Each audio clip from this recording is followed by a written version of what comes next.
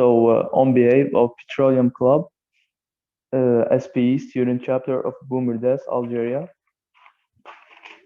we would welcome you to our webinar. I'm Osama Ben Alou, a student at the Faculty of Hydrocarbons and Chemistry, University of Boumerdès, specialized at Chemical and Pharmaceutical Process Engineering, and I have the great pleasure to moderate today's webinar, which will be about 10 steps to a scholarship delivered by Mr. Mohamed Haithem MADANI, a project manager at Geo Global Opportunities platform. Before starting our webinar, I would like to mention that you can ask all your questions in the chat box below, and make sure to mute your mics in order to not interrupt the speech. From that moment, the mic is all yours. Mr. Mohammed, you can start.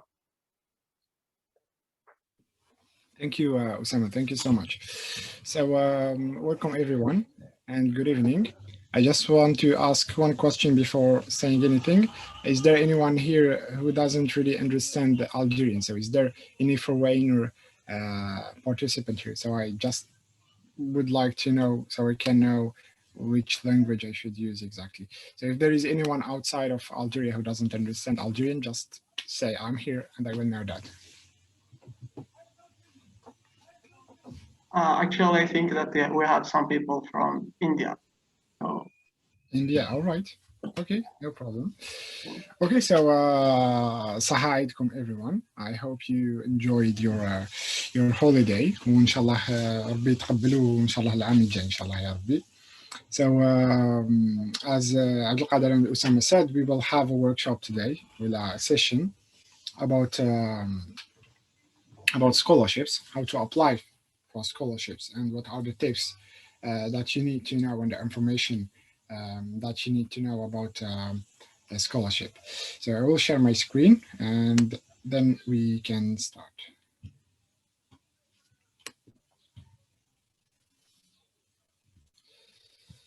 All right, can you see the screen? We can. You can see it? Yes, we can. Great, perfect. راح يتبان هذاك تاع زوم وهذوك ولا يتبان غير presentation? Just now. Just the presentation. Perfect. Great. Perfect. Okay. So as I said, welcome everyone. So I am Madani Mohamed Haithem. I am the Chief Operational Officer of Global Opportunities. And for those who doesn't know Global Opportunities, we will get into that and probably will know everything. So just a minute, yeah. So first of all, there are, I would say, few questions that we want to get into it. That probably every person here need to ask himself the same question, because it's really important before doing anything. You should really know your why. So what is your why? And when I say what is your why exactly, that's mean why you are doing something that you are doing currently, why you are attending this session, for example, why you are studying I don't know, chemistry, why you are studying computer science.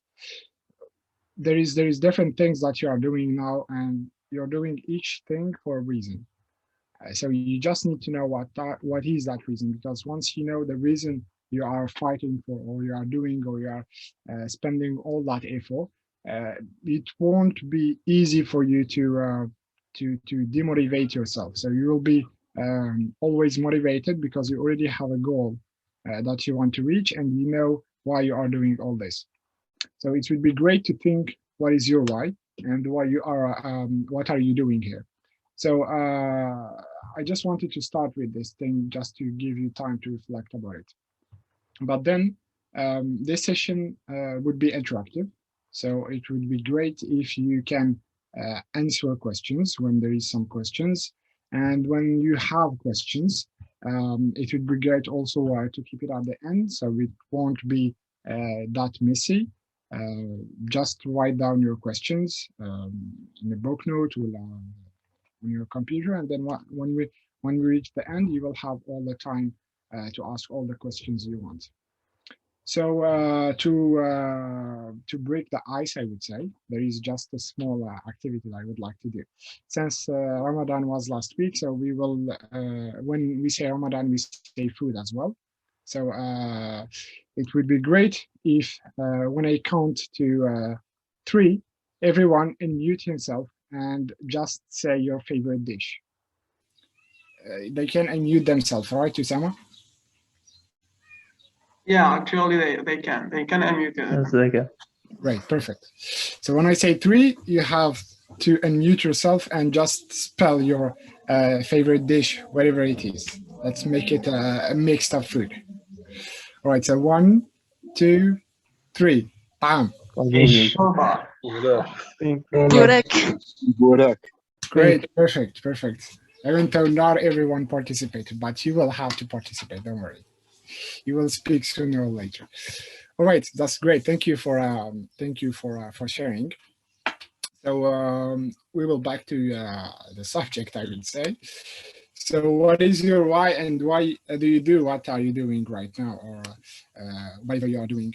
And as I said, why are you here? So can anyone give me, I would say, an answer, a personal answer of one of those questions? Just choose one, why you are here, or what, why you are doing what you are doing currently, whatever it was, studying, working, or whatever it is. So who want to answer? Anyone?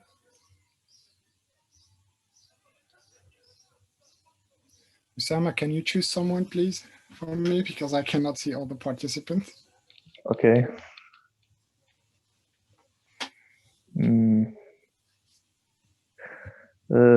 Amin Sadawi, can you answer us, please?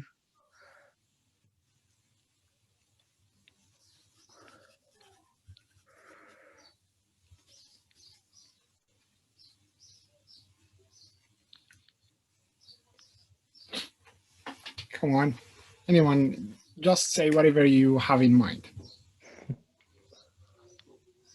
You don't really need to bring a fantastic answer. I'm sorry, can you tell me again what's the question? The question is, can you see the screen? Yes, I can see the screen. Great. So the question is, just answer one of the 3 questions. Why you are here, for example, or why you are doing whatever you are doing. Actually, I'm here to learn about scholarships and the different procedures, or what to do to get one, or what are do's.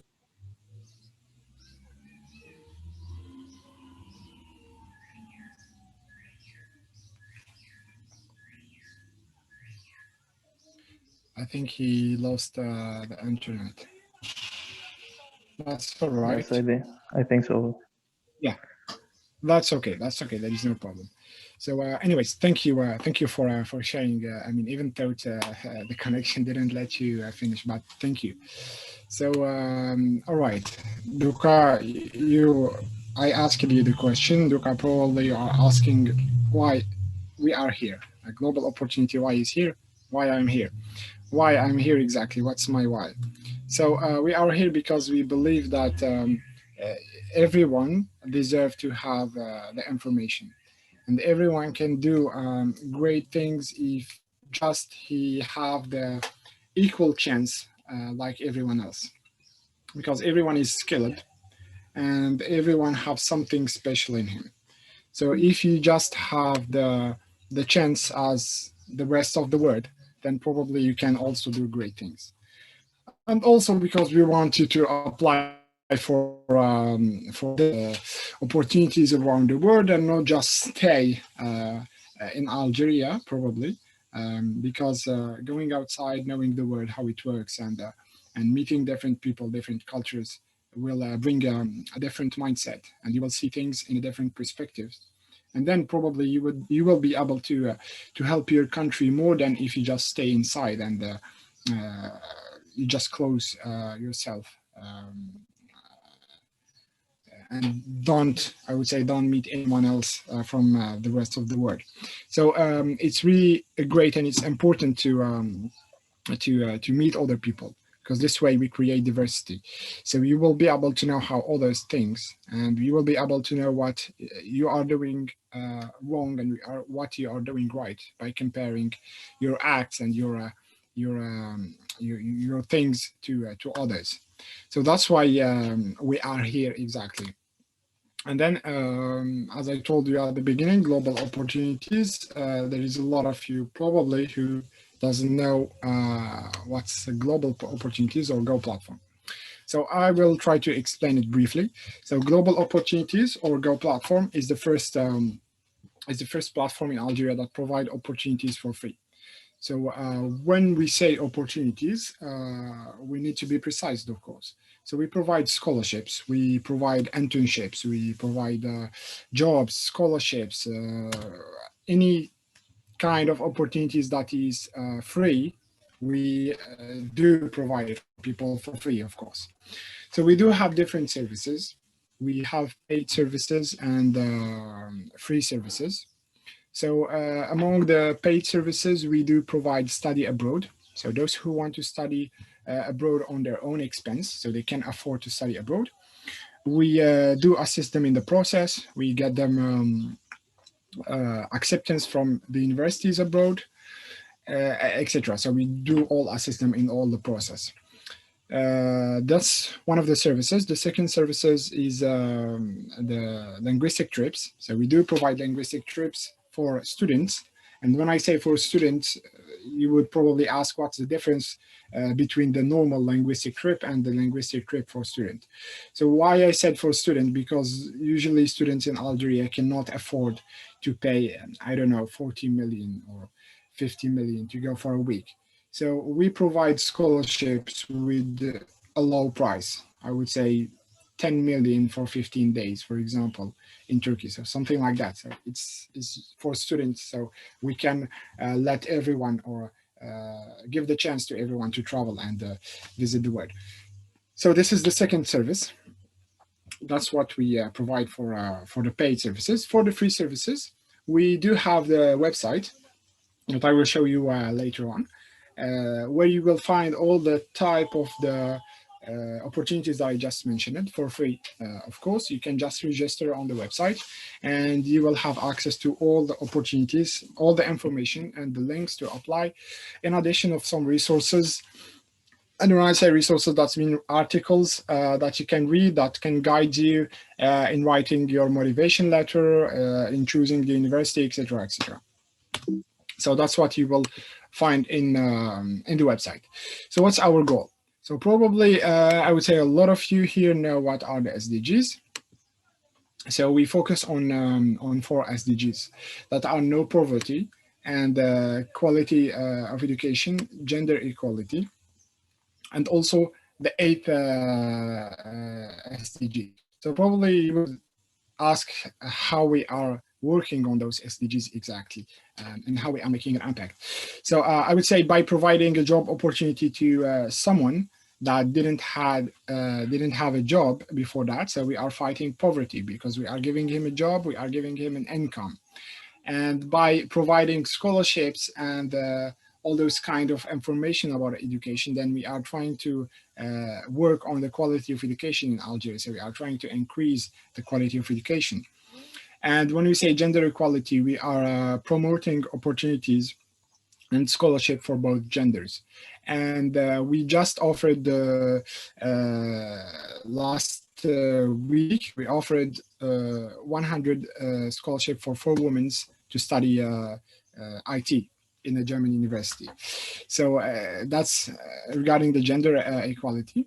And for the last SDG, how we are helping the economy is by providing, as I said, jobs and also information and creating opportunities for people. If someone, for example, one of you get an opportunity, I would say a scholarship from our website, I mean, we helped him to get the scholarship, then he will go probably abroad, study, get a good quality of education and back to Algeria to help the country. So we did help in regarding the 8 SDGs.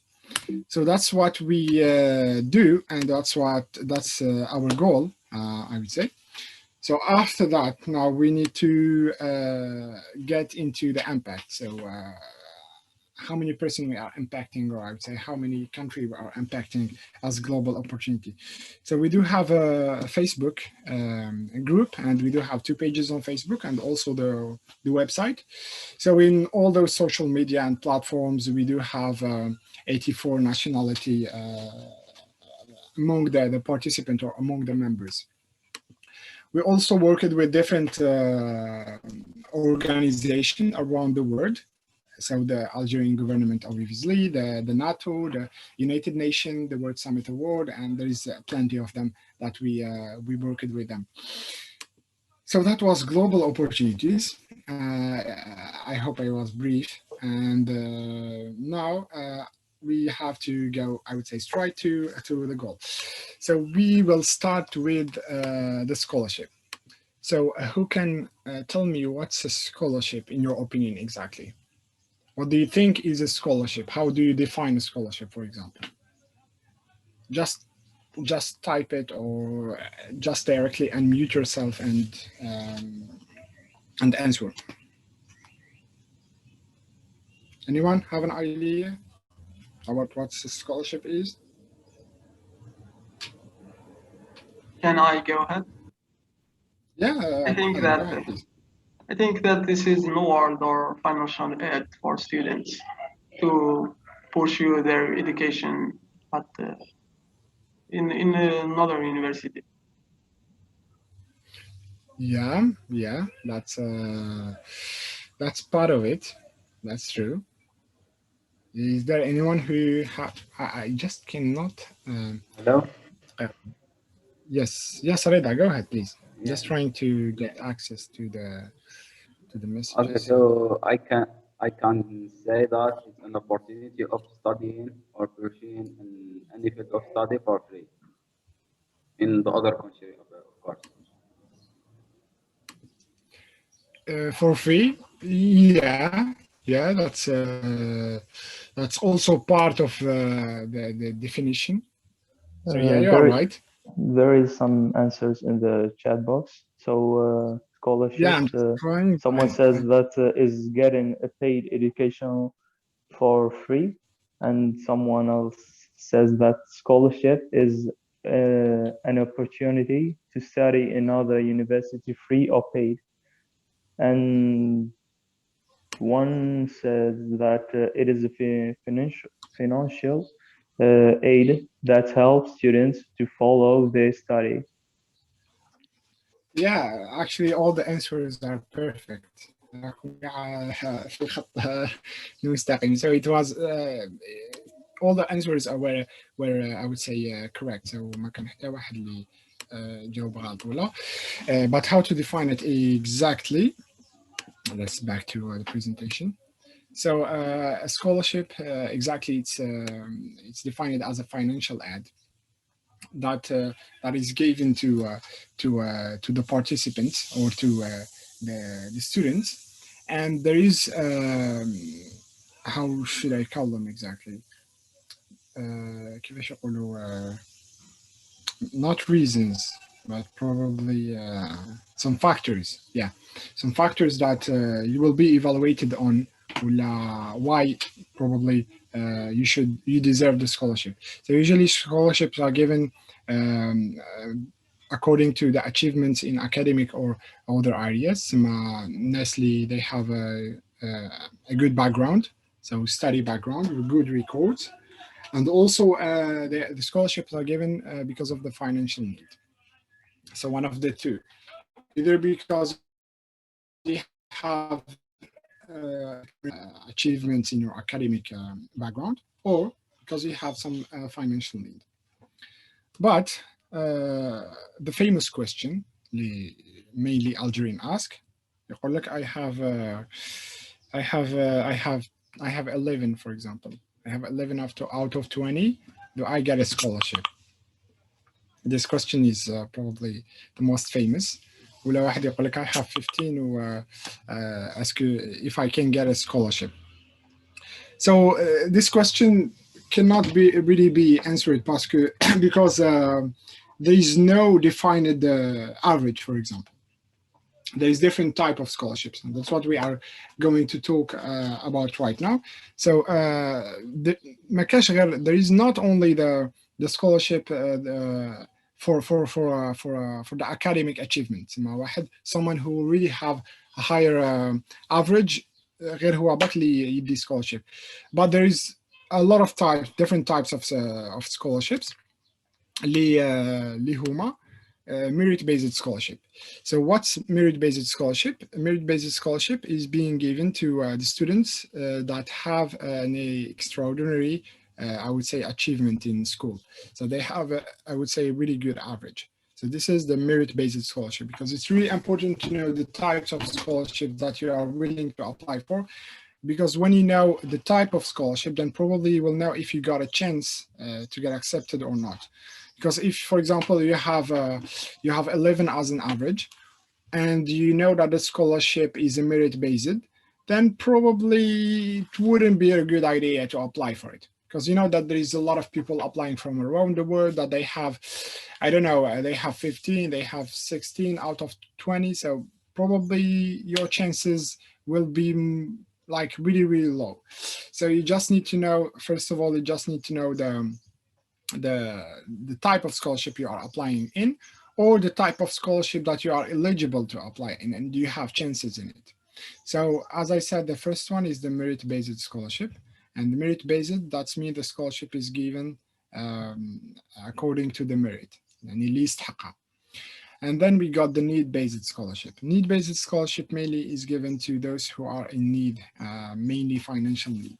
So usually universities give scholarship to those who, for example, don't have parents, or both parents doesn't work, or they can prove that they are somehow in poverty, something like that. So it's for the university or for the scholarship giver to set the conditions and the eligibility for each scholarship. But you just need to know the types, and then we will get into that. So also there is career-specific scholarship. What's career-specific scholarship? Career-specific scholarship is a scholarship given in a specific field. For example, I would say, for example, Coca-Cola. Coca-Cola would give a scholarship in marketing to someone, and then after giving him the scholarship, he will have, after graduating, probably he will have to work for Coca-Cola. So those kind of scholarship are given based on the career. So it's specific. Yani scholarship هذيك, it's not in different fields, but when you apply for the scholarship, you will find that the scholarship is just specifically for a single field, for example, marketing, chemistry, computer science, artificial intelligence, something like that. So it's really specific. And then we got the athletics. In Algeria, probably we didn't hear about that a lot, but in other countries it exists, mainly in the US. So probably you have seen it in the movies. There's a lot of students who study at the university because of their athletic achievements, because they play basketball, something like that. So they get scholarship to study at the university, because as you know, university in the US is not for free, so it's paid. So not everyone can afford to pay for the university. So being, I would say, a star in something in a sport will get you a scholarship. So that's the athletic scholarship. It's mean a scholarship that will given based on achievements in sport or something like that. And then we got creative content scholarship. What are creative content scholarships? Those scholarships are given based on a competition. So for example, a university would do a competition in artificial intelligence, I would say, and then the winner will get the scholarship. So they will choose the winner according to the competition. So the winner of the competition will get the scholarship. So what's different between this, for example, this category and the one before? The one before they choose the universities or the provider of the scholarship choose the winner according to I would say his past, I would say his previous achievement. So look and تشوف each one of the categories. We got the merit based. You will be chosen because you already had something. So you had a good achievement. كان عندك I will just explain it in Algerian. So قريت مليح تسمع عندك نيفو لي موين تاعك مليح تسمع something in the past. Need based as well. It's something that you are already facing. راك ديجا محتاج. You don't have money, for example. Career specific. I just need to add something. Look at for career specific. Usually, when we say career specific, there is always a condition. And I would say 90% of the career specific scholarship, they have the condition of work experience. So in order to apply for a career specific scholarship, you need to have a work experience. So you need to be a previous employee, for example. So you need to be graduated وعندك déjà previous experience. So those are the type of scholarship. As I said, what's the difference? Had a creative contest scholarship.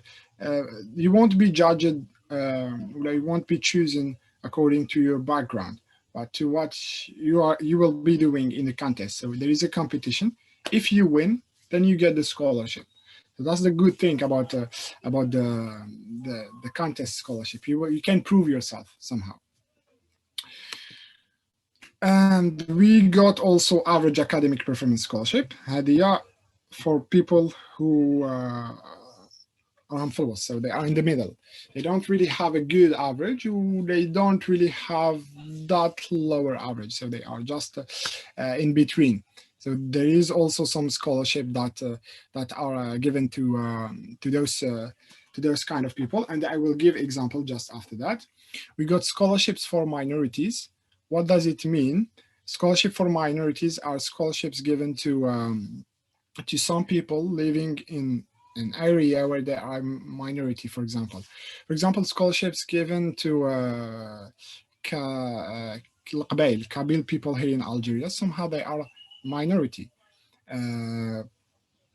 I don't know how to give example exactly, but I hope that you got the idea. So they are given the scholarship, they are given to support the minority in a specific region. And then we got also community service scholarship. Those kind of scholarship are given to people who are helping, who did something for the community. So they are volunteering. They are usually the condition for this kind of scholarship is to prove that you already did the service, a community service. So you already volunteered in associations, club, you have done an initiative, something like that. So that's usually the condition for the community service scholarship. So far, before moving on, does anyone have a question regarding the types of scholarships?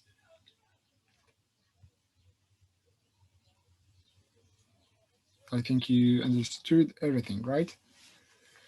If anyone have a question regarding a specific type, then just type it or just say it. Great, I think everyone understood. So that's an important question.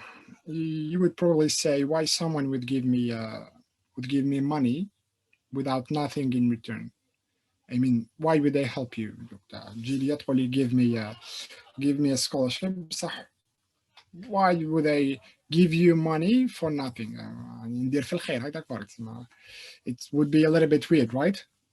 Have you ever thought about why governments will private companies are giving such things? They are giving grants with scholarships for precise people without nothing in return.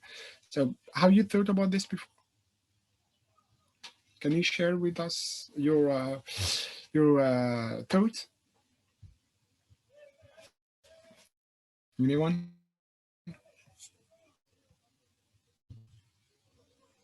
No one? So I need to ask, did anyone apply for a scholarship before? I'm curious.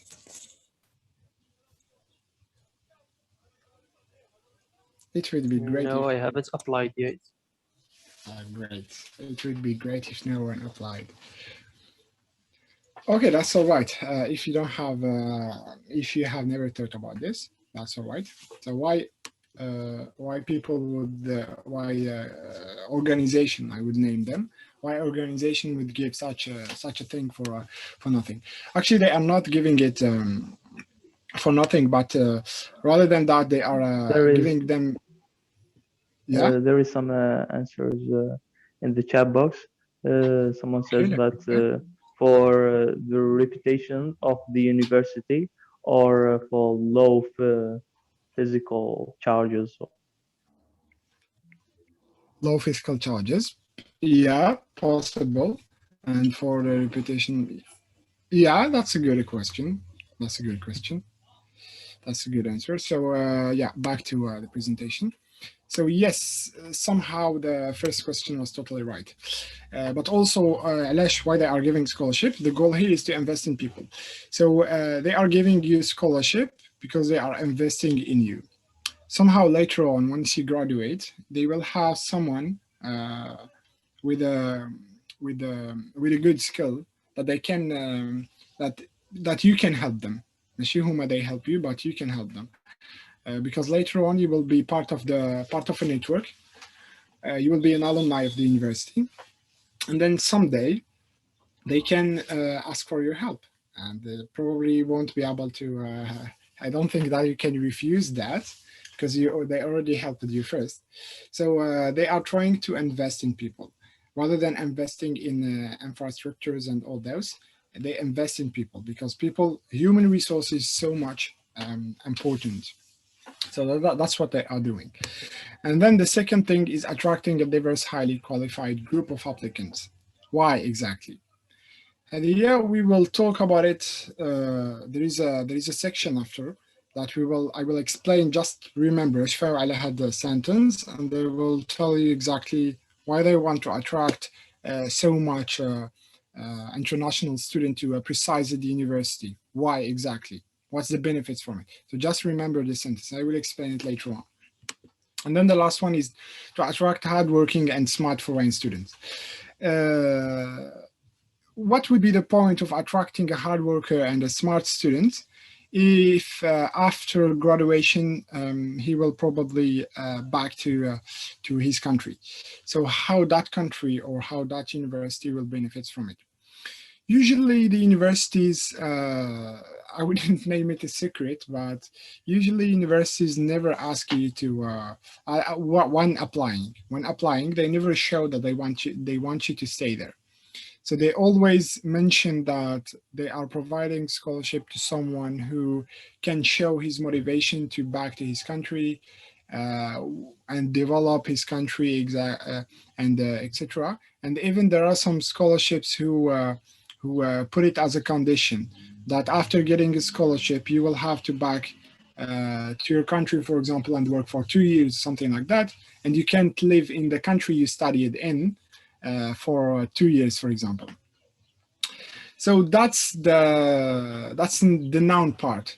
But the unknown part is that they actually want you to stay somehow, because when they attract a lot of people from different backgrounds, هذه شغل, I would say it's 100% sure that they will find someone who is somehow a genius. That's totally شغل مفروغ منها. There is no way that this won't happen. Attracting different people, and what will happen? They يصفوا هذوك الناس.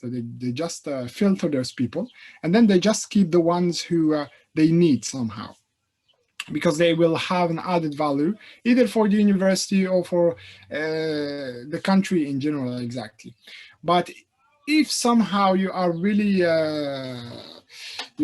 good at what you are doing, then probably best to keep you there. So that's why they attract hardworking and smart foreign, because it will help their country and their system and whatever they are working on to develop and be a better place. So that's the reason why they are giving scholarship. And now we will talk about the tuition fees. Do you know what the tuition fees are? have you ever heard about the tuition fees? This is the first question. Have you ever heard about the tuition fees? Probably the Sorry, word.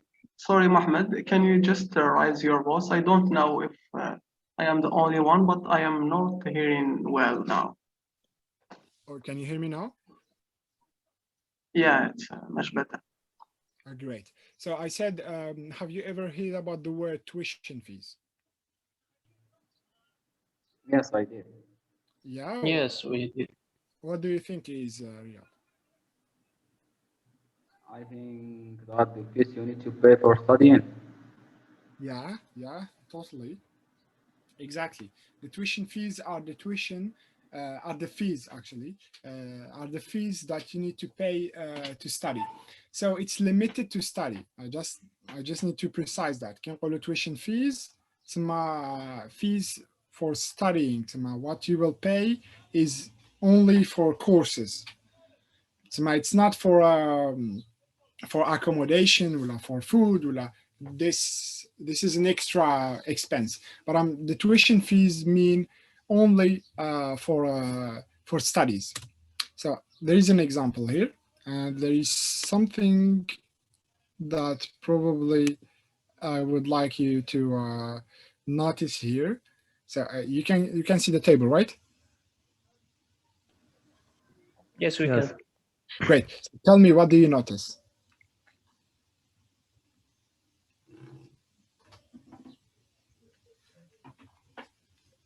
Anything weird? The same tuitions for both masters and doctoral program. The same Same fees, tuition for? same calls. Wait, just give me a minute. I have to take this off just a minute because I cannot really. I have the Zoom bar hiding my my screen, so just give me a minute, please. All right, that's much better.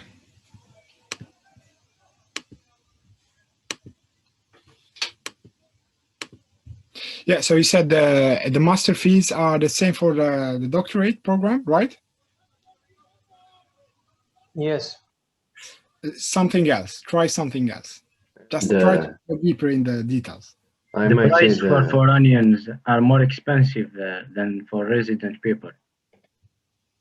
Yeah, that's it. Yeah, that's what you had to notice.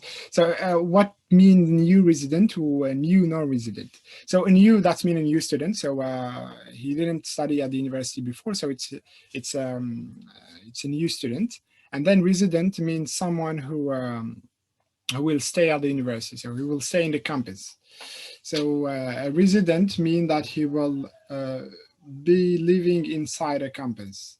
And then new non-resident, that's mean he will study in the campus, but probably he will live somewhere else. I mean, he will have a independent apartment or whatever.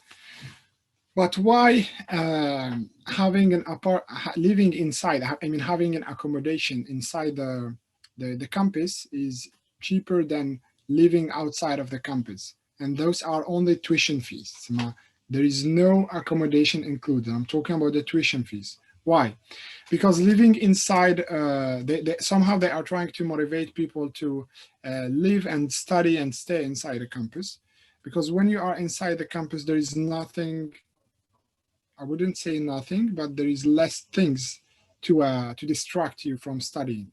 So you are just staying in the campus, you got the library next to you, you will wake up at the morning, you won't probably be late because you are just close to the university. So there is less thing to distract you and to make you fail. But if you live outside of the campus, then probably it's much likely to be late, for example, at the morning. You will spend more time in moving from the university to your house and all those things. So they want to make sure that everyone who get to the university actually succeed. So they are trying to encourage people to do the in-campus in order to lower the chances of failure. and of distraction from different things. So that's the thing. That's why the in-campus staying is much cheaper than the non-resident. And as I said, the tuition fees are only the fees that you have to pay for studying, only studying. No accommodation, no food, no extra services. I'm just talking about studying. So you need to be aware of the tuition fees. Great.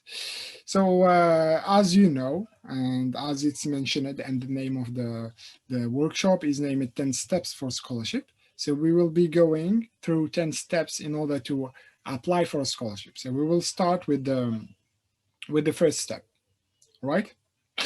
So the first step is the e-branding. We all have emails right now. Probably if you are here, then you have an email because you registered to this workshop by email. So you do have an email. But the question is, what's your email exactly? So how did you created your email? So there is a lot of people who create some emails that probably it's too catastrophic and too hard to spell, too hard to remember and stuff. So this is really important because when applying to a scholarship or a job or an internship or whatever it is, in order to be more professional, I would say, it would be great to give to have at least an appropriate email.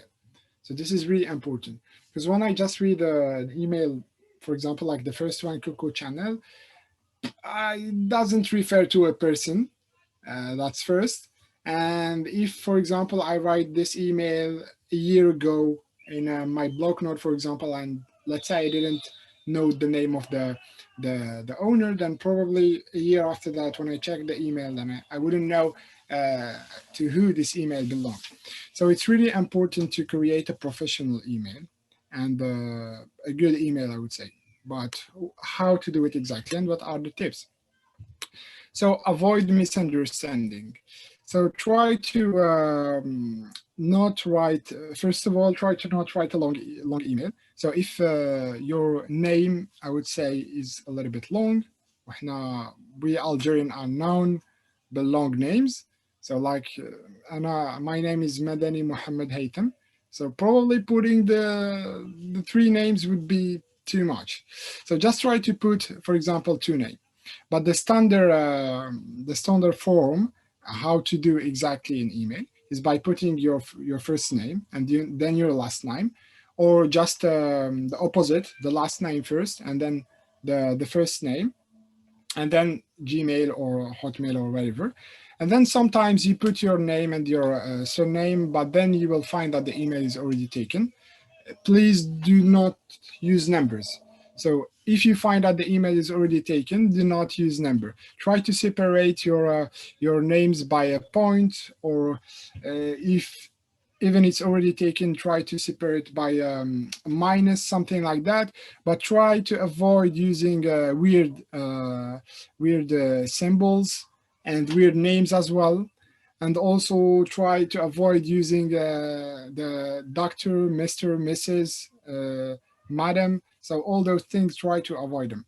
So by making such an email, you would be somehow, I would say, professional.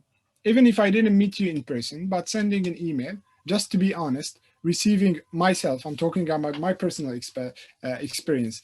When I receive, for example, an application with 2 emails, an email with, for example, name at gmail.com and another email with Coco Channel, something like that, then probably, to be honest, I would go with the one with the name. Even before reading the application, I wouldn't say I would choose the winner, but just by reading the email, I will have the first impression that the Coco Channel email is somehow isn't qualified to participate. So it's really important to give the first impression. So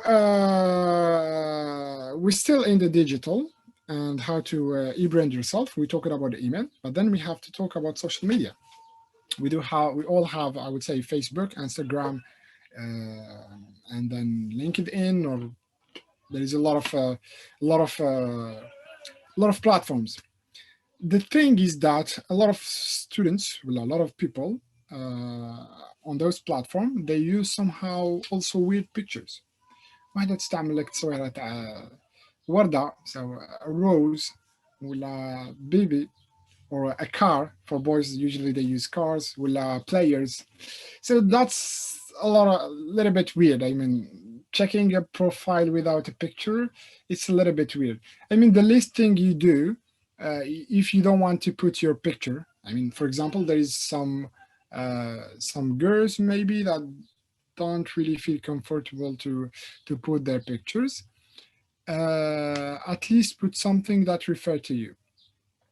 So rather than putting a baby, for example, I don't know, put how to say it, a cartoon.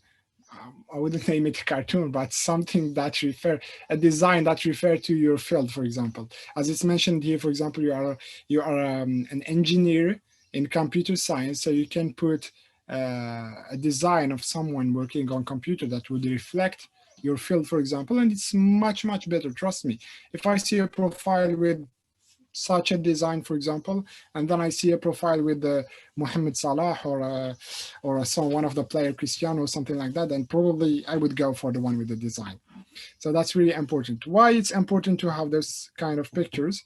Because a lot of scholarship request social media. Once applying to scholarship, they will ask you for your link for social media, Facebook, and usually they don't ask for Instagram, but mostly they ask for Facebook and LinkedIn, because LinkedIn is really important, and that's what we are going to talk about. Also, avoid to put ID cards. I looked at those pictures that's sort of like a robot. You don't move, you don't smile, you don't do anything. So just take, I don't know, just take a casual picture, just a normal picture, just to know your face. I mean, I don't know, knowing your face would be much better and much comfortable to talk to you than just talking to someone that I don't know, I never seen. So that's really important. Same thing for the CV. Pictures are really important. And then we got a step 2, which is LinkedIn, as I mentioned. So why LinkedIn is important? LinkedIn is somehow the new CV. So a lot of scholarships, competition, even now probably university clubs, when organizing an event, they request your LinkedIn.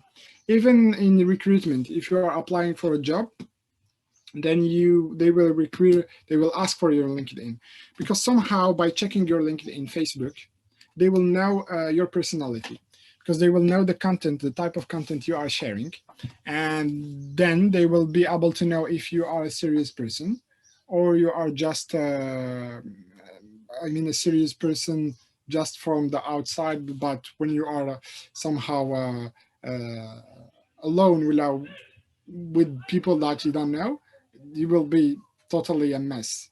So that's really important to make sure to maintain your social media in a good way. Usually, LinkedIn is the most professional one. And then we have got Facebook. Facebook usually is a little bit personal and then professional in both ways. And then we got the last one is Instagram. Instagram, I would say, is totally personal. So I cannot ask for Instagram because it wouldn't really reflect your personality. Well, it would, but there is much personal information, I would say, because there is mainly in Instagram, there is only pictures. So usually I have never met a scholarship asking for Instagram, except if the scholarship, for example, is a career-based and it is for photography, for example. So they ask your Instagram to see your work. So just make sure to fix your LinkedIn and Facebook. How to fix your Facebook? So first of all, try to fix the picture. And then try to check all the posts هذوك اللي ما عندهم حتى معنى. We Algerian نحبوا هذاك التمهبيل والضحك هذاك or something. We do share a lot of things that have no meaning. So try to share something that has a meaning. Yeah, memes and stuff like that is totally all right. But there are some things, just being honest, from my other I نفشل. So try to not share those things. Of course, you shouldn't be really serious. No, that's different. This is a personal social media, so you can do that. But just before sharing a content, make sure that just imagine that هذا الcontent واحد من scholarship, someone from the scholarship will see the content. So just try to imagine the impression they will get on you. That's all. Just try to do that. And if you see that there is nothing, it won't harm you, then keep the content. If you see that probably you will feel shame, then just take off the content. So as I said, try to fix the picture and put all the information, correct information. Don't put I study in Harvard, I study in Paris, I live in New Zealand, I don't know. You live in Algeria, you study in Babzoua, just put ESTHB Algiers. That's all. Don't put fake information. And then we move to LinkedIn. So LinkedIn is a professional network, and how to make a profile in LinkedIn. I just got you an example here. So as you see, there is a picture that by seeing the picture, you will know how the person looked like, and that's really important. You have got the name, and then you have got the title. So what does this person work? So he is the CEO of Nasir Society. And then you got also the previous, the background. So he is also part of the Forum des Chefs d'Entreprise, and also he studied at École Nationale d'Administration. And then you got the localization. So he lives in Algeria. He works and lives in Algeria area. And then that's not important. I mean, you don't have to fix the number of your network, but that's grow with time. So this is the first impression of the profile. And then under it, we have the experience. So in LinkedIn, you need to put everything. When I say everything, I mean literally everything. I mean, anything you have done in your life that has a meaning, you need to put it. I don't know, you participated in, I would say you participated in an organization of this workshop, for example, then probably it would be great to put it that you have organized the workshop. Anything you have done that has a meaning, then it would be great to put it in the experience. We won't have much time to explain in details. I mean, each thing where to put exactly, because there's a lot of people who ask if they can put, for example, a volunteer experience in the work experience, then probably that's depend. But the good thing in LinkedIn is that they provided everything for each section. So if you have volunteered, then probably there is a section under it where you will be able to put your volunteer. You can put your certificates, any kind of certificates, language certificates, hard skill certificate, soft skill certificate, anything, just put it down. And then you got the education. When we say education, it means something that you studied. So it can be, of course, a degree, but then it can be a training, une formation, and something that you acquired. So a course, for example, something that you studied and you got knowledge from it. That's what education is. And experience is something that you worked on. So as I said, depends. You can put volunteering experience if the volunteer is relevant to your field. And then we got the skills and endorsement. So when we get to the skills, try to put all the skills you have. Everyone, each person of us have a lot of skills that probably you don't even know that you already have those skills. But just go to the list of LinkedIn and try to read the skills, and probably you will be able to know, all right, I know this, I can do this, I can do this, I'm good at this, I'm good at this. So just add them all. I mean, don't underestimate yourself. Just put everything you can, you know how to do, or you are good at it. So just put it in there. And then under it, so usually the skills are divided into parts. So we do have the soft skills. And when I say soft skills, that's mean leadership, public speaking, those kind of team management, those kinds of skills. Hard soft skills, حاجة غير ملموسة, something that you cannot, you don't see it, for example. Then we do have the hard skill, and then the hard skill is Photoshop, Illustrator, video editing, development. I don't know, for example, MATLAB, you know a language, programming language, you know how to draw, all those things that you can do by hand. So those are the hard skills. And then as you see here, there is the skills are divided into sections. So we do find the industry knowledge, we do find the tools and technology, interpersonal skills, and other skills as well. So there is a lot of skills in LinkedIn. Just if any one of you here doesn't have LinkedIn, then probably the first thing you have to do after this workshop is to start a LinkedIn. Of course, fixing your email first, and then fixing your Facebook, and then going to LinkedIn. So I hope that by giving you those information, you will apply them afterward. So Manish, I don't want to give information for nothing. So if you didn't do anything before, then probably this today would be the first step. Don't say I will do it. I will do it tomorrow, or after tomorrow, next year. Trust me, you will never do it. So if you want to do it, just after the workshop, try to apply what you have learned. That's the first thing that you need to do. All right, so after the skills, we have the recommendation. Recommendation is you will get it from other people that you worked with. For example, I work with Marwa. Marwa can recommend me. She can go to LinkedIn and write a recommendation about me, about how is the experience working with me, etc., etc. So that's the recommendation. And then we got the accomplishment. Accomplishment are the achievements you have made, the certificate, the language you speak. So all those kind of information that you can provide in the accomplishment. So now we go to step 3. Who can provide scholarship? We talked about what is a scholarship, what are the type of scholarship, and then now who can provide scholarship. So who you think can provide scholarship? Let's check some answers. Anyone who can provide scholarship? Universities. Yeah, universities, yeah. Like Governments. Government, right?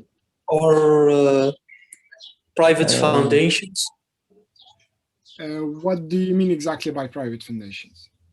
For example, there's some foundations that support women to get education and sorry. There's a foundation that tries to help empower women, so they offer them scholarships if they were how to say, if they were some overachiever or someone who deserves a scholarship. Yeah. I would name them NGOs or non-profit organization. Abdul Qadir, I liked your answer. Rich people, yeah. Rich people can provide scholarship. Actually, I like it too. Yeah, that's a good answer. Thank you, Abdul Qadir. So who can provide scholarship? There is a lot of different parts, different organization that can provide scholarship. شكون هما هاد scholarship? So scholarship are divided to 2 types. There is government provided scholarship. Usually the government provides scholarship, and those scholarship are provided by a university, a governmental university, not private university, because we in Algeria, we do have a lot of, I would say we do have around 2, 3, 5 in private universities, that's all, and it's not really known. So all the universities are governmental, but then outside of Algeria, there is the majority of universities are private. So you need to make the difference between private and public university. So the government provided scholarship are from private university, from public university, or from the government directly. And to name few of those scholarship, the Fulbright is really known. It's given from the government of the US. We got the DAD from Germany, Chilling from UK. We got the Turkish Bursları, the Turkish scholarship. It's also a scholarship given from the government, and it's not a private. We got the Canadian scholarship, we got the Russian scholarship, we have got the Hungarian scholarship, there is also the Romanian scholarship. So those type of scholarship are governmental scholarship. And then we got the non-governmental provided scholarship. Those scholarships are provided or they are given by private universities or NGOs, as you mentioned it, non-profit organization as well, but also companies. So companies such as Coca-Cola or Marlboro or those kind of companies that provide scholarship. Uhaguma scholarship, those kind of scholarship, mainly they are in the career-based type. So the scholarship offered by companies, I would say 90% of those scholarships are really specific and they are career-based. And then, as you said, as you mentioned it, there is the NGOs scholarship. So usually those type of scholarship are to minority or to need-based scholarship. So those type of scholarship are being offered by non-governmental scholarship, non-governmental organization, non-profit organization, such as UNESCO, UNICEF, and all those. Rotary, for example, they offer for women. So those are the type of scholarship. And then, as I said, we got the companies, private companies, as Siemens, Coca-Cola, World Bank, for example. And there is a lot of scholarship. Canon, there's a lot of companies that offer scholarship. All right, so any questions so far? Or we can move on because we have 15 minutes left. So any question? I will just check the comments. If anyone have a question so far, just ask it so we don't get lost. All right, I think everyone understood so far. That's great. Either you understood or you didn't understand anything. So one of both. I hope you understood. Okay, so we have talked about who can provide scholarships. And then there's two types of scholarship. I'm sure that if you are used to apply for scholarship or at least reading scholarship, you would definitely hear about those two words, full and a partial scholarship. So who can tell me, this is a little bit tricky. So who can tell me the difference between full and partial scholarship? Come on.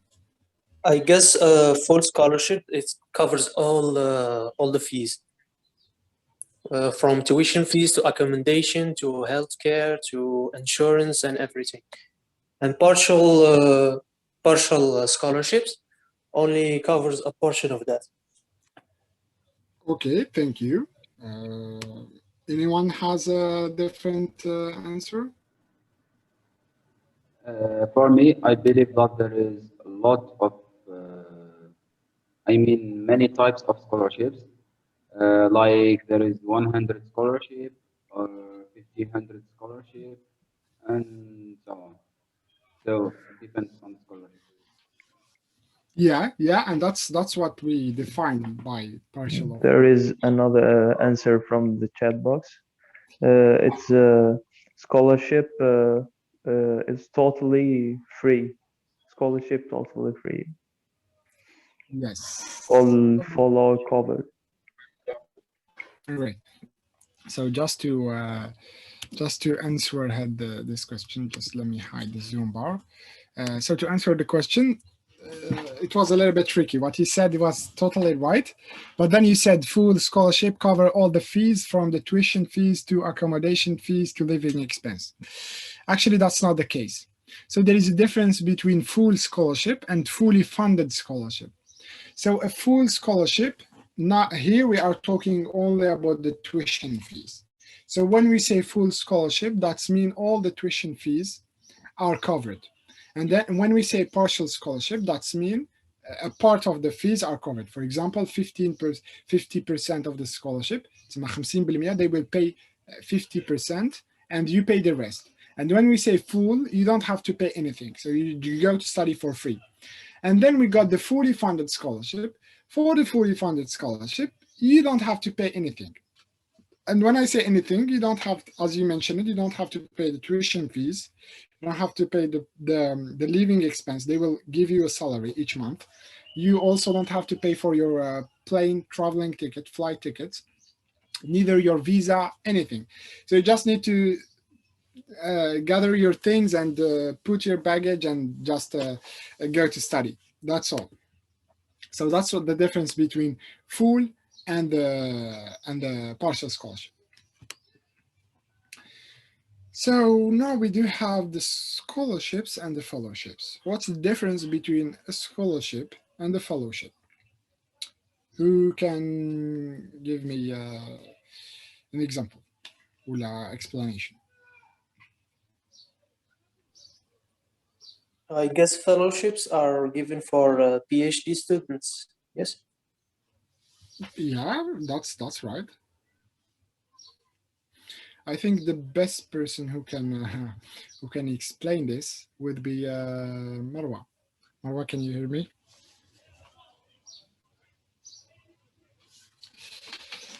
Yes, I can hear you. Great. Here. So Marwa applied for got a fellowship. So please, can you explain the difference between scholarship and fellowship? First of all, hello guys. I'm so glad to be with Haithem. I'm Saddi Marwa and I'm a content creator with Global Opportunities. So the difference between a scholarship and a fellowship is that a scholarship that you would go to study in a university. So you have a degree after you finish your scholarship. But the fellowship would be like an internship or something that you would do a postgraduate program. So a fellowship is for people, mostly for people who already finished their studies and they are looking for something to add to their career. If I'm wrong, please correct me, Mohammed. No, that's totally correct. So as Marwa said, so fellowship are specific type of grant. So they are giving for specific subject. Scholarship can be given in different fields: marketing, artificial intelligence, computer science, biology, or any kind of fields. But a fellowship is in a specific topic mainly. So as you mentioned it before, usually they give fellowship for PhD students. A university, for example, a group of PhD students start doing research, and they need someone to join the team. So the university or the government offer a fellowship to someone from outside of the country or from the same country, from different university. Usually it's from different country. They offer a fellowship and people apply. But the thing is that the fellowship, usually it's restricted to a subject. So a precise subject, a precise topic that people, researchers are already working on. So you just join the team. And as Marwa said, you will be able to develop your work experience and all the things related. And the scholarship, we already defined the scholarship before. So this is just to know the difference between a fellowship and a scholarship. And also scholarships are mostly given to bachelor degree students, master degree, and sometimes even to PhD. But fellowship usually are restricted to PhD students. So that's the difference. So now we have got the university choice. How to choose the university that you want to study in. Because it's really important before applying to a scholarship or how to find a scholarship. First of all, you need to find the university. So you need to find what are the universities that you probably fit with your field or with your future studies or something like that. So what are the universities that are good at that field? When you find the university, you will be able to know if they provide scholarship or not. But the first thing, rather than finding the scholarship and then discovering the university, It's the opposite. You need first to discover the university, target the precise university, and try to find if they offer scholarship. Usually outside of Algeria, I would say 85% of the universities offer scholarship. Either it was a government scholarship or a private scholarship, but definitely you will find that the university offers scholarship. So how to choose the university? You have to choose the university according to some criteria. First of all is the quality of education. So when I say quality of education, نوعية التعليم, is that university a good university regarding the quality? Est-ce que it's a university as one of the universities here, and to not name universities, but you need to compare. Because, for example, having a scholarship in another country and then probably to study the same things, the same level, the same quality of education that you had earlier, then my advice would be to stay. Because probably you are sacrificing a lot of things actually without getting any benefits. So quality of education is really important, and the universities are really known. I mean, it's somehow easy to know the quality of education by contacting people who already studied, either current student or alumni student, and try to know if that university provide a good way of education. They know how to teach, I would say. They have a good method. They are updated of what's going on in the world. So they teach some old things. It's important. Diploma is updated also. And then we got the alumni employment. So what does mean alumni employment? When we say alumni employment, that's mean the people who graduate from the university. Is it easier for them? Is it easy for them to get a job or no? So for example, someone who graduates from Harvard, I would say just by graduating, he will find a job. He will graduate today, he will find a job tomorrow because the university is well known. So having a diploma from Harvard would be, I wouldn't say it's so easy, but it's much easier than someone who graduated from Boomerdess, for example. So it's totally different. So you need to know alumni employment. معناتها الناس اللي تخرجوا من alumni الناس اللي قراوا فيها. Is it easy for them to find a job? This is really important. And then we got a quality of faculty. So we said quality of education, and then there is quality of faculty. What does it mean, quality of faculty? We know that each university has different faculty. For example, there is Boomerdess. I will talk about Boomerdess. So if Boomerdess, for example, is known with the petroleum and chemical fields, that doesn't mean that Boomerdess has a good faculty of languages, for example, or a good faculty of biology. Because even if the university is known and has a good quality of education, that doesn't mean that each faculty of that university has the same quality of education. Usually, each university is known with, I wouldn't say specific faculty, but most of them, they are known with a couple of, like Harvard, for example, they are known with law and medicine, so those things. But I don't know, I never heard someone from Harvard who studied maybe physics, something like that. I mean, I'm talking about my personal point of view. Probably you have heard about someone, but I didn't. So that's what I mean. And then we got publication, مقدار ومستوى النشر العلمي. So does the university do research? Est-ce que the university is participating in the development of the word, I would say, in the research going out on the word, because it's really important. And it's somehow related to the influence, تأثيرها على العالم. Does this university تأثر على العالم? Does it impact the word? Will it influence the word? How it influence the word? By making, I would say, by making some students, some graduate that will, afterward, in the future, will have some key position in the word. And those students or those graduates will somehow change the word somehow. So that's you will hear about someone who studied in Boumerdès and then he did something so great, he invented something. Then probably you would say University of Boumerdès is a good university because this person studied there and that's what he did. And I'm not talking about a single person, but it needs to be a lot of persons going out from that university. So, and then you got the citation. مقدار الاستشهاد بأعمال الجامعة البحثية. So, even if this university is doing researches and publication, but are those publications being taken in consideration? Are other people or organizations taking those publications in consideration, and they are taking the publication as credible, and they how to say يستشهدوا بها, or they take it as a reference. Exactly, they take the publication as a reference.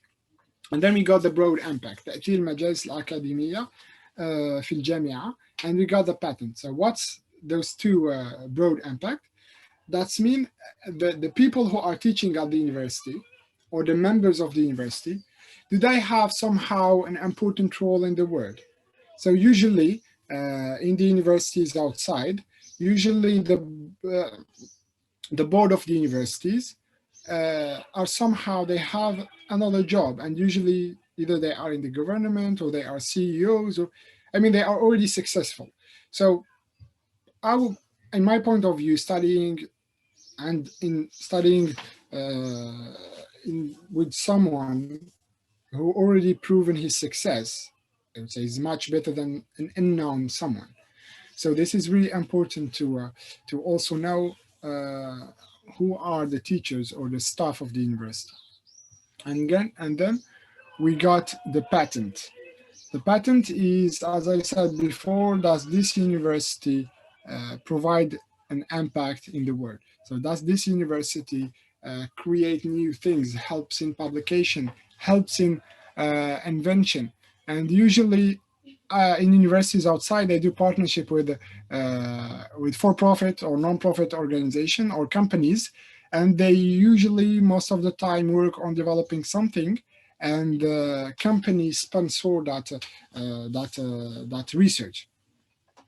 I didn't see that happening in Algeria, but that happens a lot in Europe, for example, and it's related to the fellowship. So how it works, for example, a private company that work, for example, in artificial intelligence, want to develop a solution. So what the company does, she go to the university, she provide a funding, the university offer a fellowship, and then they work on a solution, and then the solution will go to the company.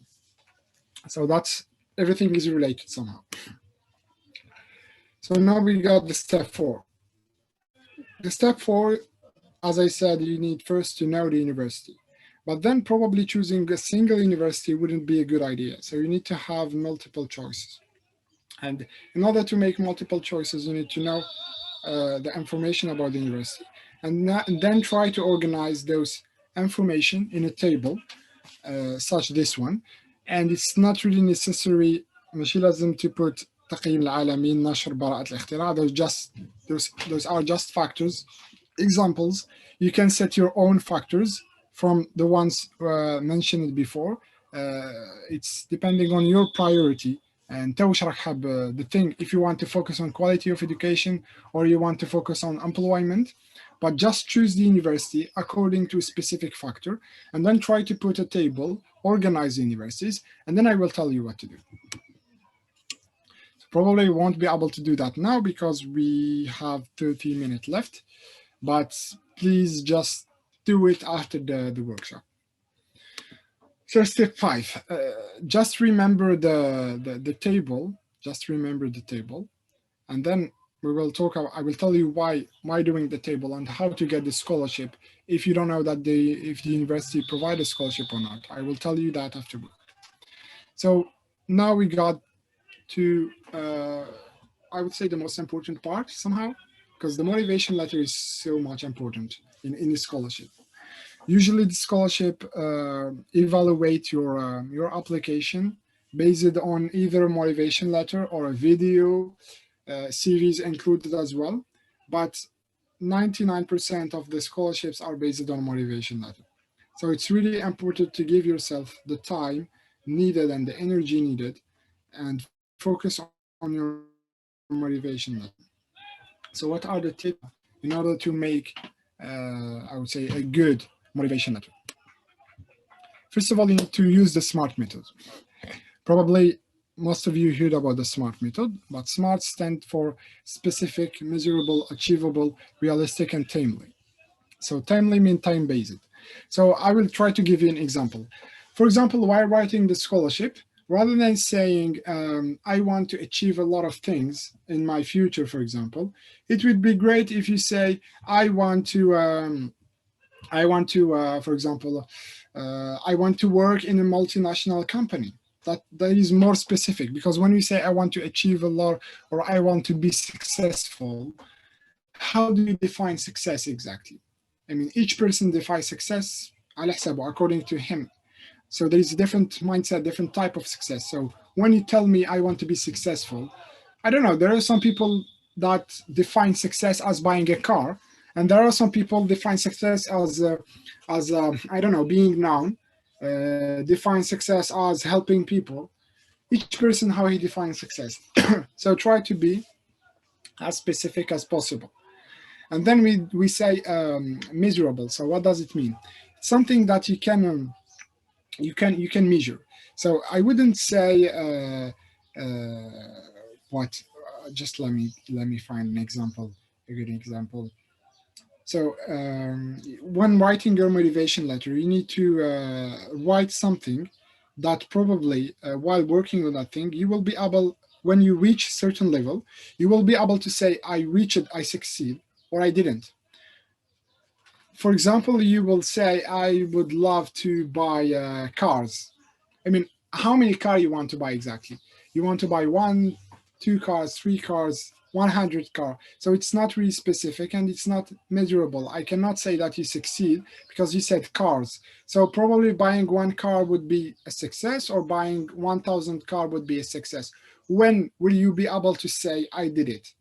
So it's really important to be able to know when you stop or when you can say that you succeed.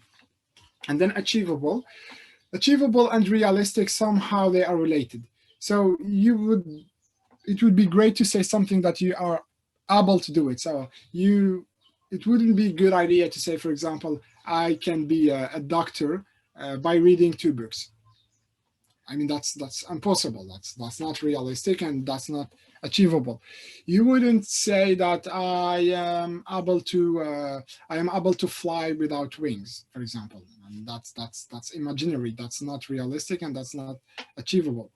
And then we say time-based. That's mean you need to give some how to say it. You know, in the games, we do checkpoints, exactly. So you need to give some checkpoints, exactly. So you would say, for example, I want to get a degree in 2 years, for example, or I want to acquire 3 hard skills in 1 year, for example. You would say, from here to 2021, I will be to 2022, I will be able to speak German, and I will be able to have a B2 in German, for example. You gave a period, you gave a specific period. So this is an example. Don't say I want to study in your university to develop myself and achieve my goal. No.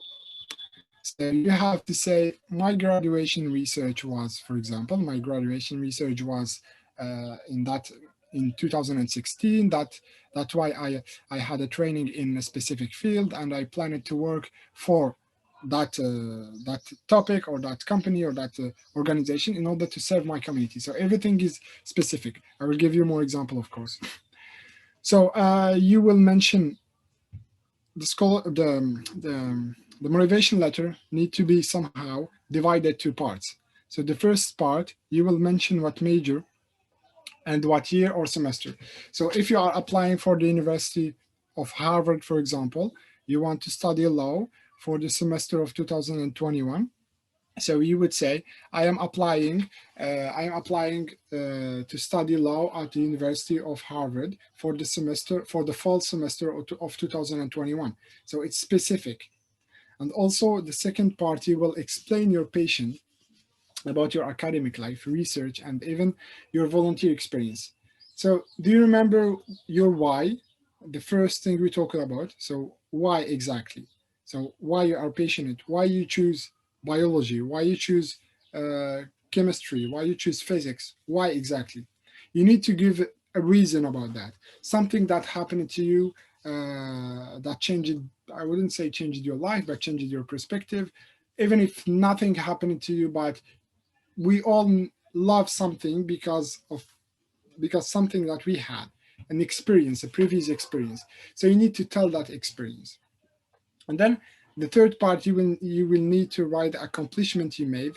So just show off a little bit. So the accomplishment you made, your work experience, and the impact you made. And then for the fourth part, explaining the different skills you have by your experience, and you will explain how it helped you to make an impact in your community. So in the fourth part, you will relate between the skills you have, the patient, and how all this helped you in order to make an impact somehow. وش درت بها انا دوك تقول لي انا عندي دبلوم I have a diploma in computer engineering, for example. What have you done بهاد diploma? وش درت?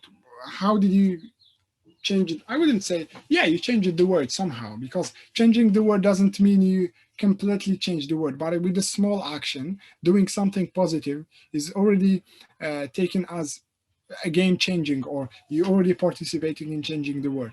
So what have you done with your diploma or your studies, with all your skills? How did you help the community?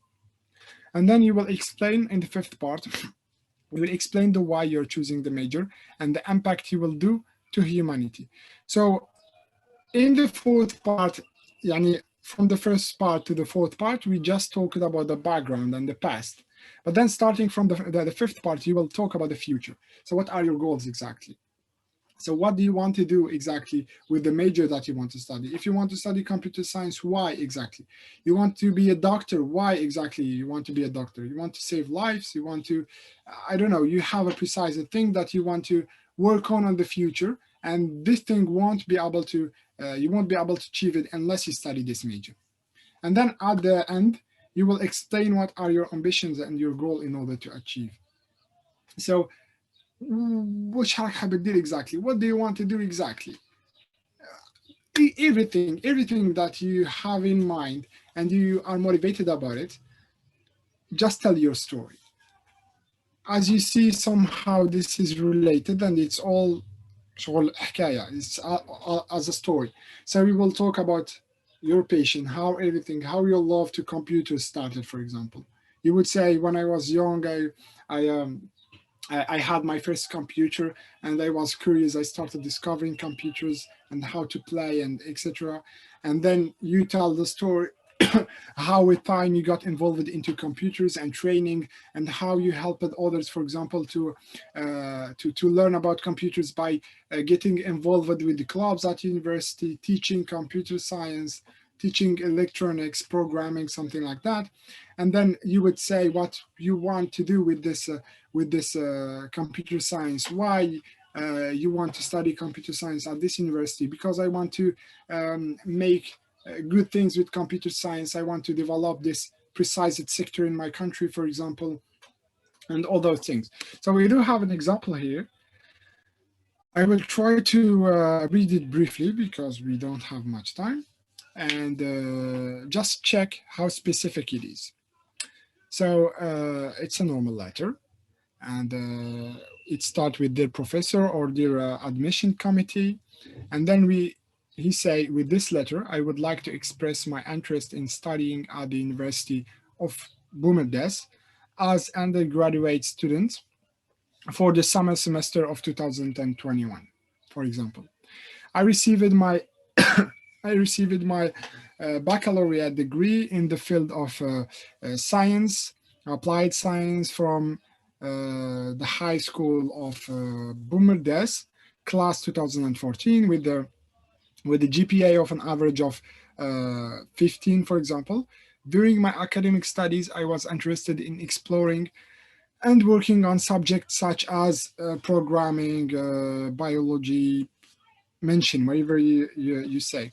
And according, I have done volunteer. Yeah, just excuse me. Just I just want to add something. You mention volunteering and stuff. You just mention things that are related. So you are not applying for a biology scholarship, and you will mention that you have volunteered as an English student. That is not relevant. And so you mentioned the volunteering and work experience related to the field you are applying for. So I have done volunteering work, professional work, anything. You just mentioned what you have done before, but I successfully wrote about my project research topic of interest or a graduation project. And later I was able to publish my result, conclusion, and review in Shuruq Journal of Science with the impact factor 3.72. So those are just example. You don't need to, this is not a template, it's an example, so you don't have to copy paste it. This is sure. And then, yeah, and my vision of investing in my future and positively contributed in others' future as well, encouraged me to proceed in acquiring further academic knowledge and professional skills through making the admission in your highly respectable, prestigious university. In addition to the life experience I am planning to learn in California itself and USA, prominent laboratory, universities, companies, organizations, etc. I need to move just a minute. I cannot read the first line because I have the Zoom thing hiding my screen. Just a minute. Yeah, so by studying a bachelor degree in applied science, I will be able to go forward in my academic career level through increasing my potential and chances in being involved in multi-level research, I would say multi-level companies or international companies, by learning new skills such as programming, team leadership, all the skills that you can name. I will also participate in building and reforming my country's modern understanding of the field of artificial intelligence, for example, through building a network, establishing, applying the academic standards. So those, he mentioned all the things that he is willing to do for his country, for example. And then the field of artificial intelligence is not only contributing to my country's future, but to the global future as well through enhancing the things.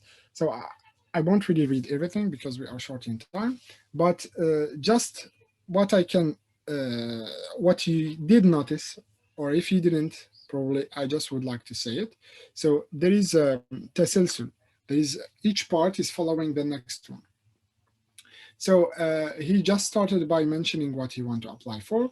And then he mentioned, he talked about his background, and then his how he is involved with a different project and how he did an impact and why exactly he chose this field.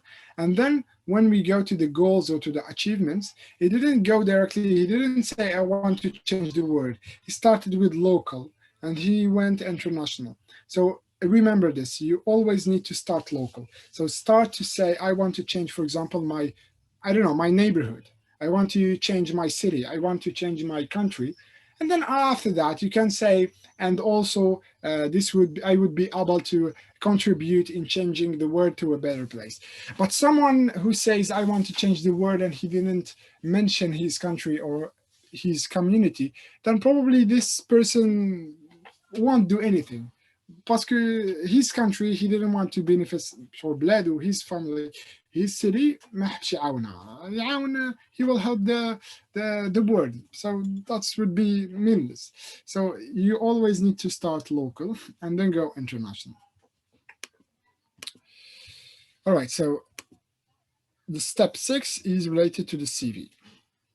CV is as much important as the motivation letter. So how we need to write a CV exactly, and what are the things that we need to do and we shouldn't do. So writing a CV, you always need to be honest. Don't lie. So if you didn't do something, don't say that I did it, because sooner or later they will find out.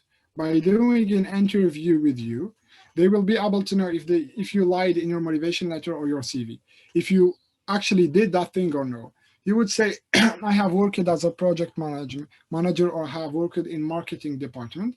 And then just because usually the one who recruit in a job or the one who do the interview in a scholarship, they already know things about the field, and they have experience in talking with people and some psychological experience.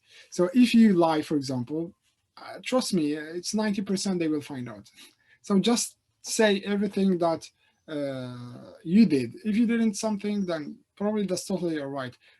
We all start from, everything starts with the first step. So doesn't need that your CV need to have 3 pages, 4 pages, 5 pages. If you have one job, one work experience, and one education, that's totally okay. You just need to start somewhere. So for the CV, mainly it's the same thing that I have mentioned in for LinkedIn, and I will send you a link for an article in Go platform, how to do a CV exactly. It's with details, so it's guided. Meanwhile, Marwa, if you can get the link and put it to not lose time, just put the link here when you find it for the article that we posted. So to not lose time, you will find everything in that article, probably more than I will say. So the step 7. So do you remember the table I told you about? I told you to make for the universities.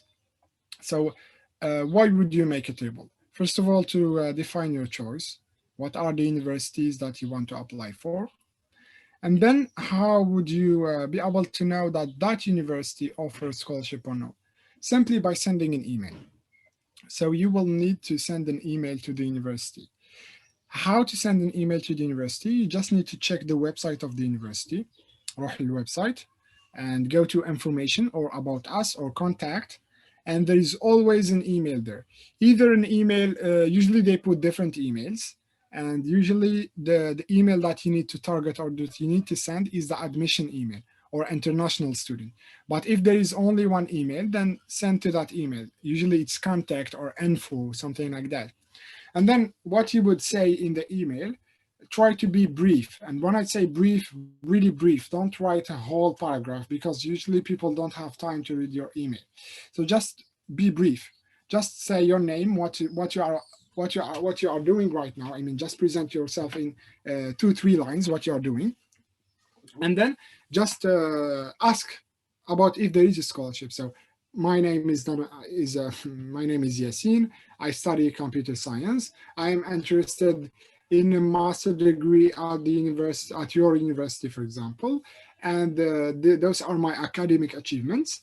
And it would be great if you can provide me with more information about the scholarships that your university can provide for international students like me. That's a simple email, and you will receive, I would say, 100% an answer in 2-3 days, 5 days maximum. But you always receive an answer. So after sending an email, you will filter the universities that offer scholarship. You already have a list of universities. You send them email. They will answer you back with the information of scholarships. And then you will have a list of scholarships that you can apply for. So now the step 8. We have got the grade. So for people applying to the US, we know that we Algerian, we follow the French system. And it is our grades or our average is out of 20. But other countries such as Germany, for example, or the US, most of Europe doesn't have a grade system out of 20. But usually they have an ABC grade, or they have a GPA. So how to convert this? How to convert your average exactly? So this is a table in order to know where are you exactly in the average by converting. But after that, each university, how it works. There are some universities who request an official converting. I mean, there are some universities who require from you to convert your grade in an official organization, and other universities doesn't really require such a conversation, but they will do it themselves. You just provide the grades and the average, and they will do it. But it's good for you to know where are you in the list. So that's the table. If you want, screenshot it or just define where you stand in this average. So we have from 0 to 7, we have from 8 to 9, and then from 9 to 10, and then from 10 to 11, then 11 to 12, etc. Have you got it? All right. Now this is the most tiring part. Trust me, I went through this and it's terrible somehow, but you shouldn't give up. There is nothing easy. You know that it's a little bit hard to do some administrative stuff in Algeria, but still that's not an obstacle. It's easy if you want to. If you have the motivation, it's really easy, trust me. So what are the administrative things that you can do for scholarship? And here I'm talking only about Algeria. I'm talking about Algerian students applying to other universities. First of all, you need to do certification of your diplomas. So l'authentification. L'authentification هذه for back, you want to apply for bachelor, تديه ministère de l'éducation يقاليزيه لك. ومن بعد المينيستير de l'éducation تديه ministère des affaires étrangères يزيدوا يقاليزيه لك. After that you translate it to English, German, whatever you want. And if you are applying for a master degree and you have a bachelor, الباشلور تاعك هذاك تديه to وزارة التعليم العالي, Ministère de l'Éducation supérieure, وتدي how to do it. تدخل السيت تاعهم, تدي رونديفو في وزارة التربية والتعليم. ما تسحقش رونديفو, تروح ليهم تعطيه لهم, يفريوها لك في نهار, ساعة ولا زوج, 1 hour or 2, يرجعوه لك ميغاليزي. وزارة التعليم تدي رونديفو, تروح تسينيه, ساعة ولا زوج, يعاودوا يعطوه لك. لو ميم جور تقدر تديه سيم داي, تقدر تديه من وزارة الخارجية, تدي معك لي تامبر تاع 2000, تزيد تعطيهم لهم. وزارة الخارجية ني رونديفو ني والو, تدخل دير لاشين يسينيوه لك, تجي خارج, تقدر تفريها في نص ساعة.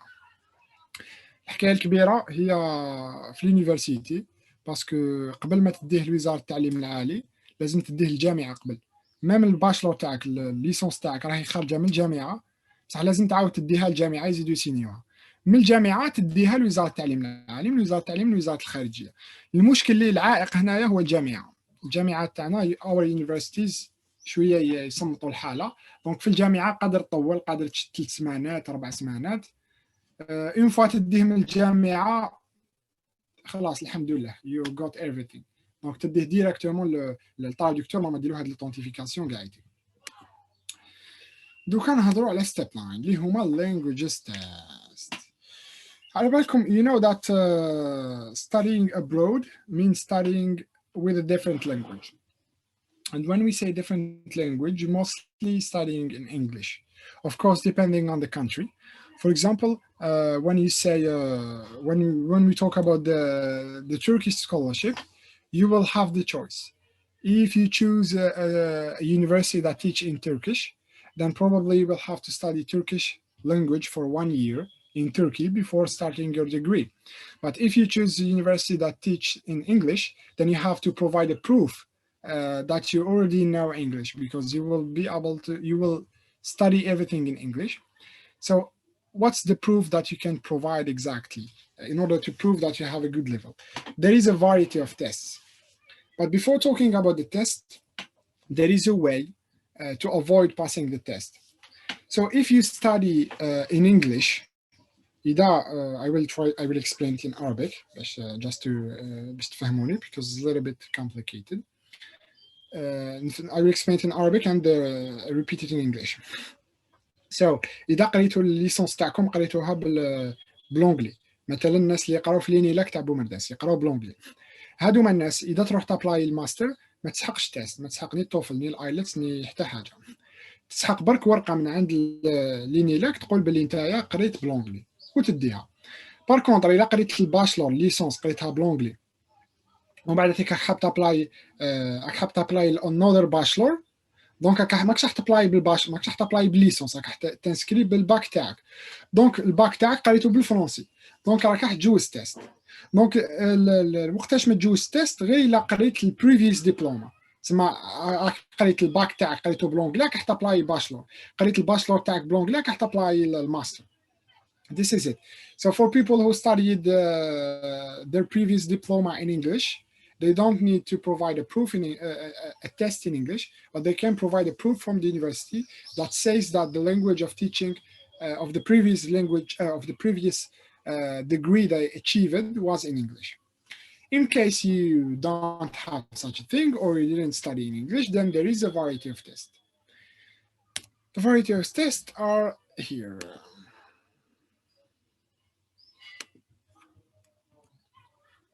Great. So we do have different type of tests. So we do have the IELTS, we do have the TOEFL, we do have Cambridge and Duolingo. I will try to explain briefly. For the TOEFL, it would be great if Marwa explained, because Marwa used it. She had the TOEFL before, so she can explain better than I do. So Marwa, please go ahead. Yeah, so hello again. The TOEFL test, as Mohammed mentioned, it's an English proficiency test. So it's a test that you would pass that would prove that you are able to perfectly communicate in order to pursue a degree and get a diploma. So for the TOEFL test, it's 4 sections. It's reading, listening, speaking, and writing. You will have in each section questions. If you will read them or listen to them or both, and you have to answer. For Mike, I passed the TOEFL IBT test, so it's a computer version.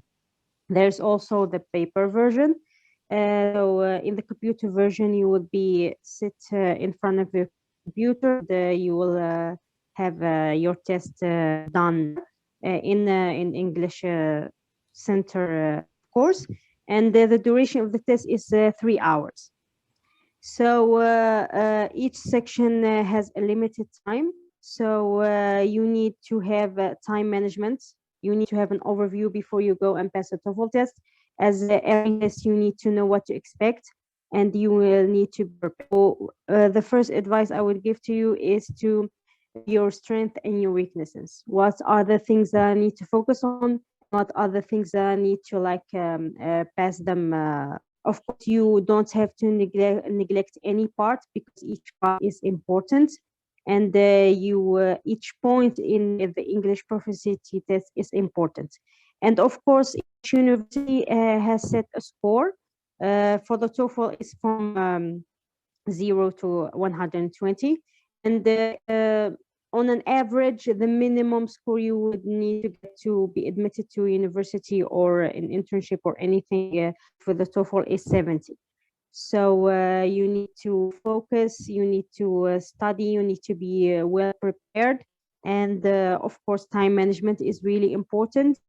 And you need to take your time. For example, you know deep inside that you will need a year to prepare for the TOEFL, or you need to have a month to prepare for the TOEFL. Just you need to focus and know what you need, the things you need to work more on before you set a date and go to pass the TOEFL. So yeah, I got my TOEFL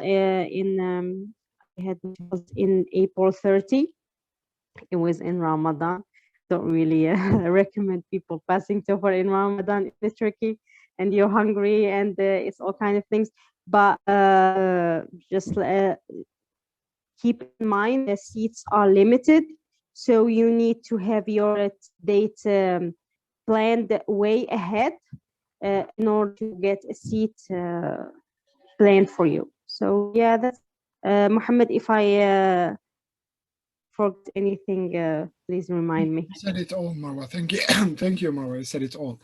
So as Marwa mentioned, there is the TOEFL, and also there is the IELTS. So the difference between IELTS and TOEFL, IELTS is British and TOEFL is American. And also the difference is the noting the grades. So IELTS is based on 9. I passed the IELTS, and it's divided on 4 sections. So you got this probably same as the TOEFL: speaking, listening, writing, and speaking, writing, listening, and reading. Yeah. So at least I advise you, if you want to pass the IELTS, at least you need to prepare for a month and a half or 2 months at least, in order to be able to pass the IELTS and get a good average.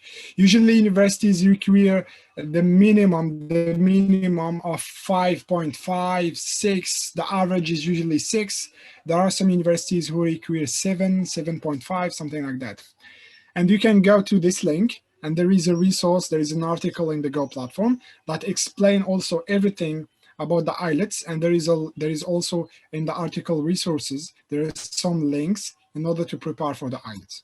Just screenshot the link and just go to the link, you will find everything.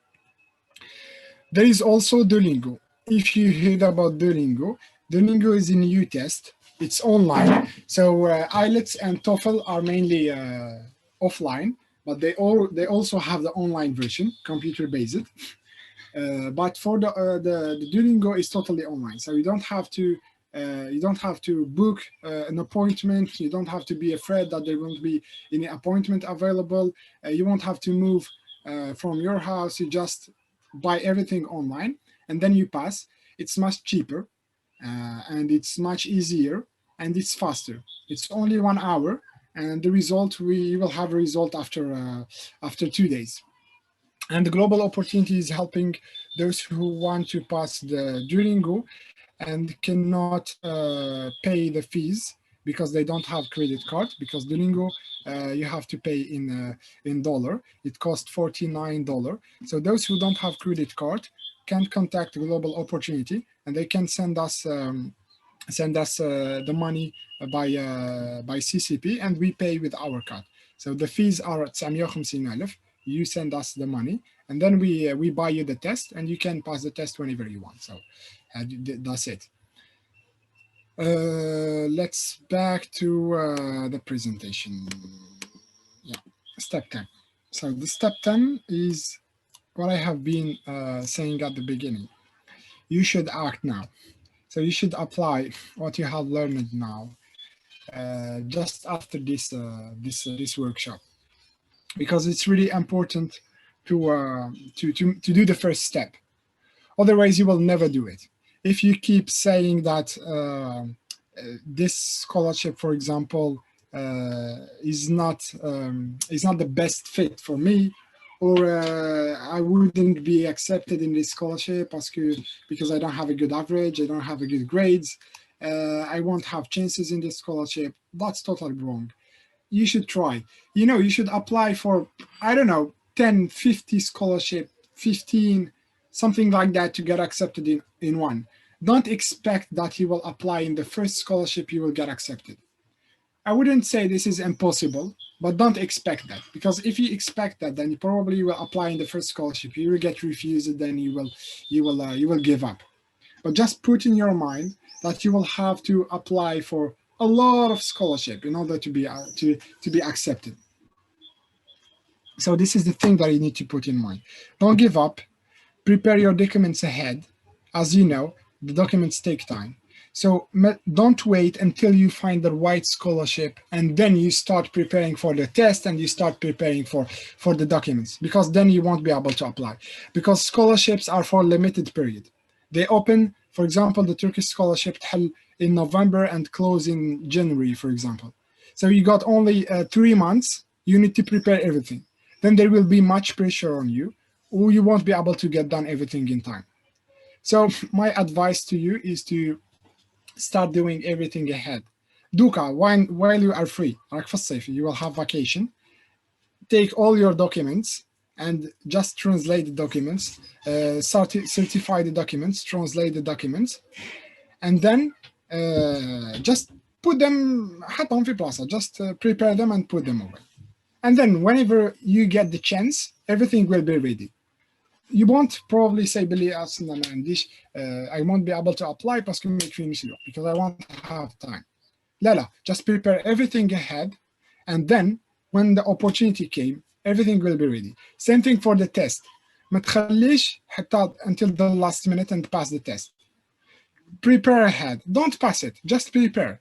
Prepare, because usually IELTS, TOEFL, and Duolingo last for 2 years. Donc, certificate expire after 2 years. So if you are afraid that your certificate will expire and you don't find a scholarship, you are not willing to find a scholarship now, you want to prepare, so just prepare for the test. Don't pass it, just prepare. Whenever you think that you are ready to look for a scholarship or to search for a scholarship, to apply, pass the test and apply for the scholarship. That's it. So that was all. Thank you so much. And if you want more opportunities and more scholarships, just go to Go Platform. We post daily opportunities. That means every day you will find a new scholarship. Every day you will find a new job opportunity, a new internship, a new competition, wherever in your mind, just name it. You will find everything. We post daily opportunities. You can also follow us on Facebook and on Instagram. So that's it. But before I finish, I do have a surprise. So I didn't say anything to the organizer as well, but we do have a surprise for you, which is a scholarship at a German university. So we do provide a scholarship for everyone here. We do provide an 85 university. As you can see, this is a partial scholarship. It's not a fully funded and it's not a full scholarship. Probably you could learn this in the workshop. So this is a partial scholarship. This is an 85% scholarship. It's an online scholarship to study at IUBH University. I will show you the university. Just a minute. So that's the university. The good thing about this university is that you will study online. That means there is no restriction, no time restriction. You pass the exam wherever you want, and you study whenever you want. And also the quality of education is the same as in campus. The university have campuses in Germany, but also they teach online. So they have hybrid ways of teaching. Also, the great thing or the special thing about the university is that after studying a bachelor degree, a master or MBA, once you get your diploma, your bachelor or master, there won't be anything mentioning that you studied online. So if you get the diploma and you apply for a job, then no one will know that you got the diploma from here in Algeria. But probably everyone see the diploma will think that you went to Germany and back, unless you say so. So I will just put the link, and they will send the link to the organizer as well to send it to you later. So everyone from the workshop who apply through the link will have an 85% scholarship. The university isn't offering the scholarship for anyone, but only exclusively to those coming from Global Opportunity. So if you, as you see, there is no scholarship mentioned here. So that's it. So I hope you enjoyed. Thank you, Mohammed. So if you have any question, feel free to ask them in the chat box. And thank you so much, Mohamed, for providing us this amazing opportunity. We were really happy to have you today, and the presentation was really rewarding and informative. Someone is saying in the chat box that it was a life changer event, and I think that So thank you so much. I will give you the link. So, Hadil form, you just apply in the form, and one of Global Opportunities team will contact you and guide you through the application. But as I said, if you apply, the scholarship, 85% scholarship, 85% is totally yours. So if you get accepted by the university, then it's yours. ما كاش condition. This is somehow ماشي scholarship كيما تاع 100% اللي your chances to get accepted it's competitive. هنا لا. If you apply, if you have the requirement, the required conditions من عند university, I will just show you one program. That's just to have an idea about the condition. If you have the condition, إذا عندك 11 12 10 ما يقبلوهمش so far. إذا عندك 11 12 then وعندك test English test, then you are accepted. Then if you are accepted, then you have the 85% that you since there is no questions, thank you again, Mohammed. It was such a great time spending with you. Thank you everyone for joining us and sharing your ideas and opinions. See you next time, inshallah, with another beneficial subject and another webinar, inshallah. I just want to add something, if I may, please. So go ahead.